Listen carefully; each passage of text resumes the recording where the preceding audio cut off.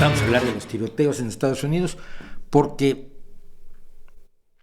se han salido totalmente de toda lógica. No que tuvieran ninguna lógica en ningún momento dado.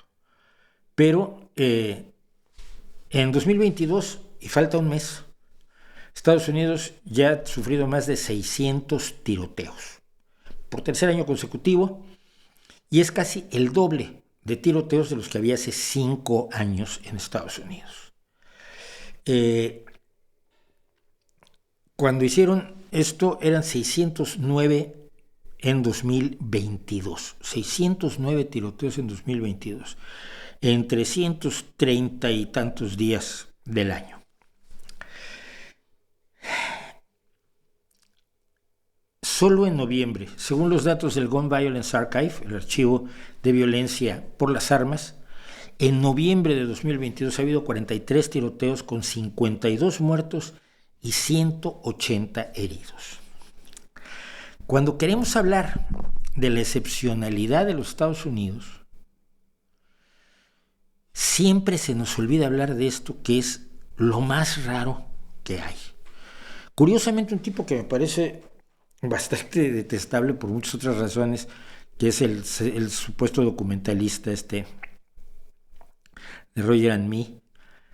Sin embargo, tiene cosas buenas, y su trabajo sobre, no me acuerdo ahora de su nombre, lógico, es evidente, pero ahora me lo van a decir porque me van a reñir y me van a decir, ay, si no te acuerdas que es fulano.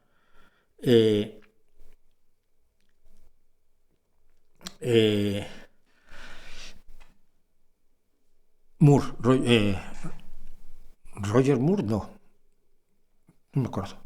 Bueno, hizo un buen trabajo sobre los tiroteos. ¿Qué es lo que pasa? Hay países más armados que Estados Unidos. Canadá está armada la gente, ¿no? Suiza, la gente está armada. Pero no tiene la cultura del amor a las armas que tiene Estados Unidos. Y a la convicción que podemos discutir. Yo la puedo discutir además durante horas y puedo refutarla. Pero lo importante es que mucha gente tiene la convicción de que el hecho de la posesión de armas no solo les está garantizado por la Constitución, cosa que no es cierta. La segunda enmienda no garantiza la tenencia de armas a todo el mundo a lo bestia, sino solo a través de una milicia organizada. Esto cuando Estados Unidos no se planteaba tener un ejército, ya teniendo un ejército, eso ya no tiene sentido. Pero además están convencidos de que la libertad de la que goza Estados Unidos, o de la que siente gozar la gente en los Estados Unidos, discutirán ustedes si no tienen tanta libertad como creen, y hasta estaré de acuerdo en gran medida, que su libertad depende del mantenimiento de la tenencia de armas, y que todo movimiento para controlar las armas tiene por objeto quitarles las armas y por lo tanto la libertad. ¿Qué es tonto esto? Sí, tontísimo. Pero ha sido el argumento de todos los conservadores durante años, desde Reagan. No hay peor cosa que puedes decir de otro candidato que sea, te quiere quitar tus armas. El sector conservador de Estados Unidos se levanta en armas automáticamente con esto. La relación de Estados Unidos con sus armas, de los estadounidenses con las armas y con la idea de que todo se arregla a tiros, no creo que tenga solución, pero debe preocuparnos a todos, porque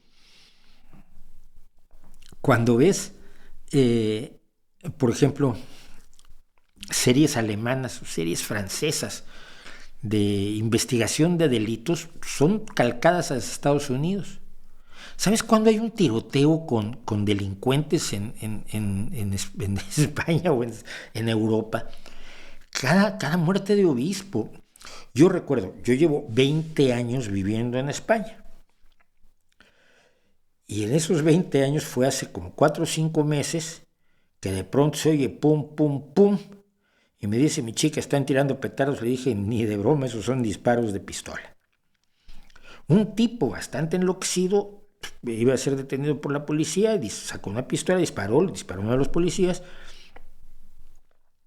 No, atacó a los policías, no me acuerdo si él atacó, ¿no? Pero bueno, la policía le disparó, pues no le disparó a la cabeza, le disparó a las piernas, porque aquí los policías, y hemos tenido aquí, entrevistado al jefe de la policía de Gijón, La policía tiene órdenes de disparar a las piernas, no es como en Estados Unidos que tiran a la cabeza o al cuerpo directamente. Pero las series y las películas y muchas veces las novelas reproducen los esquemas de la violencia de Estados Unidos y de esa violencia donde los policías le disparan en la espalda a la gente, sobre todo si son de tez negra, de piel oscura, disparan con una alegría que aquí cuando un policía saca la pistola ya es un escándalo. Si dispara tiene que dar más explicaciones que un tipo que llega tarde a casa con 4 copas de más y marcas de lápiz de labios en la camisa, por usar un cliché malísimo y terriblemente machista. Es decir, no es ya lo salvable de Estados Unidos, que lo veo muy difícil. Un cambio de cultura es muy difícil y tienen que pasar cosas históricamente para que haya un cambio de cultura, creo yo. Pero lo que me preocupa más es cómo lo asumimos, lo imitamos y lo reproducimos. Y lo reproducimos en las obras de cultura popular. Y esto es aplicable sobre todo a España, porque México tiene otra dinámica totalmente distinta. Mis novelas policíacas, mi primera novela policíaca ya fue sobre el narcotráfico y fue en el 89. La segunda fue sobre los niños de la calle y la violencia de barrio. Y la tercera era un poco más extraña, pero la violencia, la lógica mexicana de la violencia, sobre todo en los últimos 20 años, 25 años quizás, no permite, es tan tremenda que supera, por supuesto, todo lo que se imagina en Estados Unidos, excepto que no la ejerce la gente común y corriente.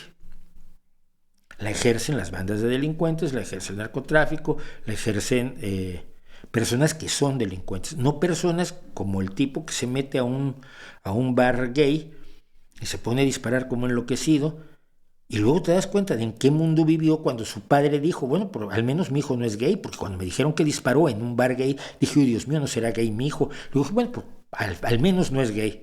Que ha matado a no me acuerdo cuántas personas mató, creo que a 7 personas.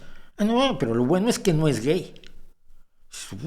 Si tú educaste al niño, entiendo porque el niño también puede salir un poquito torcido.